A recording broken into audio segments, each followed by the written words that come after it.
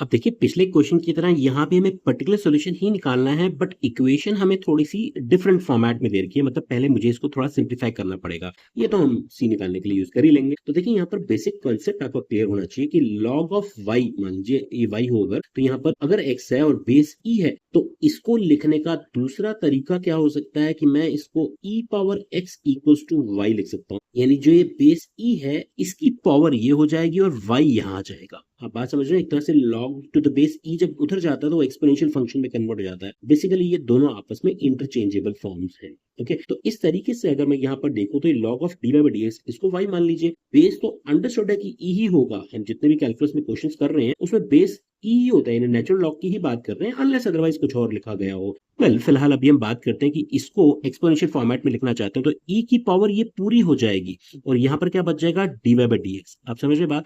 तो d y by d x equal to क्या हो जाएगा, e power x plus y. अब देखिए ये आप इजीली कर सकते हैं। सबसे पहले तो ई एक्स और ई वाई को अलग अलग कर लीजिए। अब आप समझ रहे होंगे कि ये वेरिएबल सेपरेबल का क्वेश्चन हो गया है। मैं ई पावर वाई को लेफ्ट साइड में ले जाता हूँ, तो basically D Y upon e power Y हो जाएगा इक्वल्स टू क्या बन जाएगा, ई एक्स इंटू डी एक्स। ठीक है, डी एक्स को इधर ले गए हम। तो यहाँ पर अब देखिए वेरिएबल सेपरेट हो गए हैं, इसकी इंटीग्रेशन करना हम जानते हैं। अब one upon e power y की integration log of e y मत कर देना, ऐसी गलती करते हैं बच्चे। ठीक है, तो ध्यान रखिएगा ई पावर माइनस वाई होगा, ये एक्चुअली में एक स्टेप में करके बता रहा हूँ। और ई एक्स की इंटीग्रेशन तो ई एक्स ही होती है, प्लस सी लिख देंगे इसमें। अब इसकी integration e power minus y divide by differentiation of minus y से, यानी अगर ये लीनियर होता है तो उसकी डिफरेंशिएशन से डिवाइड करते हैं, तो basically minus e power minus Y हो जाएगा ये। ठीक है, तो यहाँ तक हमने सिंप्लीफाई कर लिया। अब सी की वैल्यू निकालने के लिए उन्होंने एक्स और वाई दोनों की वैल्यू जीरो बता रखी है।